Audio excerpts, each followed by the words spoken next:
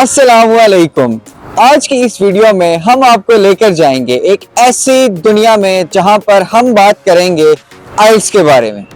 अब ये आइल्स क्या है और दुनिया में कहां और किस मकसद के लिए स्कोर्स का इस्तेमाल किया जाता है। सबसे ज्यादा जरूरी चीज आइल्स की कैटेगरीज कितनी हैं, कौन कौन सी हैं और इनमें कितनी सिमिलैरिटीज और कितने डिफरेंसेस हैं, इस सब के बारे में हम तफसील से बात करेंगे। और आखिर में हम आपको एक इंटरेस्टिंग टॉपिक, जो कि स्टूडेंट्स के लिए एक बहुत ज़्यादा इंटरेस्टिंग टॉपिक होता है, जिसे हम बैंड स्कोरिंग कहते हैं या स्कोरिंग सिस्टम कहते हैं, उसकी वैलिडिटी कितने अरसे की होती है, हम ये भी डिस्कस करेंगे। So let's get started.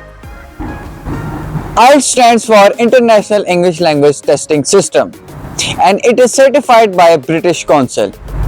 IELTS में आपकी इंग्लिश लैंग्वेज प्रोफिशिएंसी चेक की जाती है। इसमें वो लोग जो बाहर मुल्क स्टडीज के लिए जाना चाहते हैं या जॉब्स के लिए या किसी बिजनेस पर्पस के लिए जाना चाहते हैं, उनके लिए IELTS करना बहुत ही जरूरी है। So if I talk about कि किस तरह IELTS दुनिया भर में इंग्लिश लैंग्वेज टेस्ट का एक गोल्ड स्टैंडर्ड माना जाता है।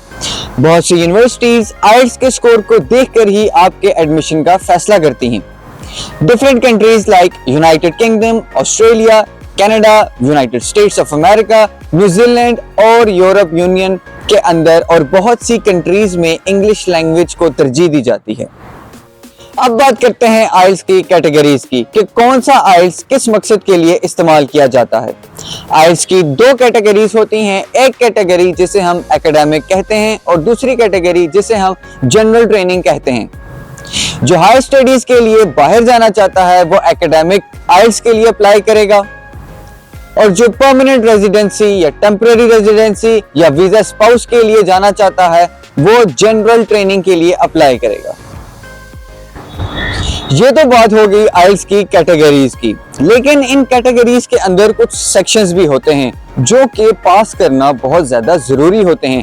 अब IELTS की अगर मैं बात करूं तो IELTS की 4 क्लासेस होती हैं। Number 1 listening, number 2 reading, number 3 writing, number 4 speaking.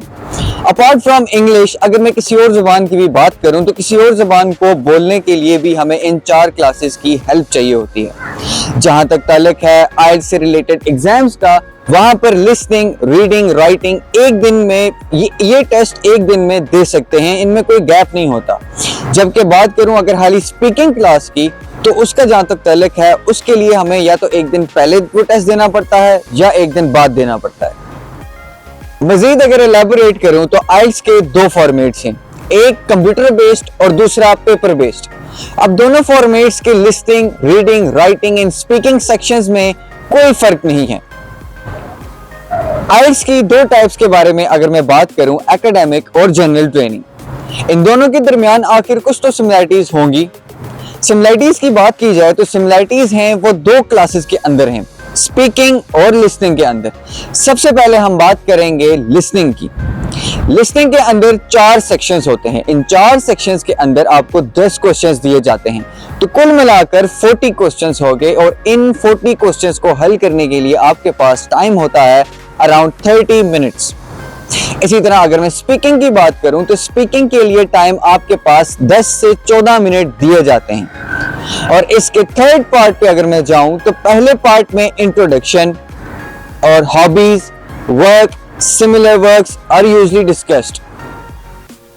Part 2 के अंदर क्यू कार्ड दिया जाता है और इसके अंदर कोई टॉपिक लिखा होता है और उस टॉपिक पर आपको डिस्कशन करनी होती है। इसी तरह अगर मैं पार्ट 3 की बात करूं तो पार्ट 3 के अंदर जो स्पीकिंग पार्ट 2 को आपने हल किया था, जो उनके साथ डिस्कस किया था, उसके मुतालिक आपसे क्रॉस क्वेश्चनिंग होती है। रीडिंग चाहे वो जनरल IELTS की हो या एकेडमिक IELTS की, दोनों में 60 मिनट्स रिक्वायर होते हैं और दोनों में 40 क्वेश्चंस पूछे जाते हैं। एकेडमिक में 3 रीडिंग पैसेजेस होते हैं और इनके टॉपिक्स जैसे कि science, literature, history and research based topic etcetera. General training के अंदर 4 से 5 पैसेजेस होते हैं और इनके टॉपिक्स होते हैं magazines, flyers, newspaper etcetera. Writing के अंदर एकेडमिक और जनरल IELTS दोनों में एक टास्क में 20 मिनट स्पेंड करने होते हैं। टास्क 1 में हमें 150 वर्ड्स का ऐसे होता है और टास्क 2 में हमें 40 मिनट्स दिए जाते हैं जिसमें हमें 250 वर्ड्स का ऐसे लिखना होता है। अब आते हैं उस टॉपिक पर जो हर स्टूडेंट का फेवरेट होता है, जिसे हम स्कोरिंग सिस्टम कहते हैं। अब जो 4 क्लासेस हमने डिस्कस की थी पहले, लिसनिंग, रीडिंग, राइटिंग, स्पीकिंग, इन चारों सेक्शंस के अलग अलग स्कोर होते हैं। अब इन सब को इकट्ठा करके एक एवरेज निकाली जाती है जो कि 1 से 9 के दरमियान होती है, जिसे हम बैंड स्कोरिंग भी कहते हैं। एग्जाम्स की टाइमिंग की बात करें तो लिसनिंग सेक्शन 30 मिनट्स का होता है, रीडिंग और राइटिंग सेक्शन में 60 मिनट्स दिए जाते हैं। इसी तरह अगर मैं स्पीकिंग सेक्शन की बात करूं तो स्पीकिंग सेक्शन में 11 से 14 मिनट दिए जाते हैं। इसी तरह आपका टोटल टाइम होता है 2 hours and 45 minutes।